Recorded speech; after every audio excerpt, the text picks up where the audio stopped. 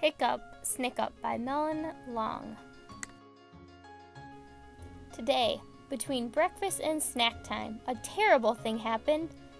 It was a thing worse than eating spinach, worse than listening to my brother play the tuba. I got the hiccups. Hiccup Snickup, read right straight up. 3 drops in the teacup will cure the hiccups. So there I was, walking down the hall with a paper bag over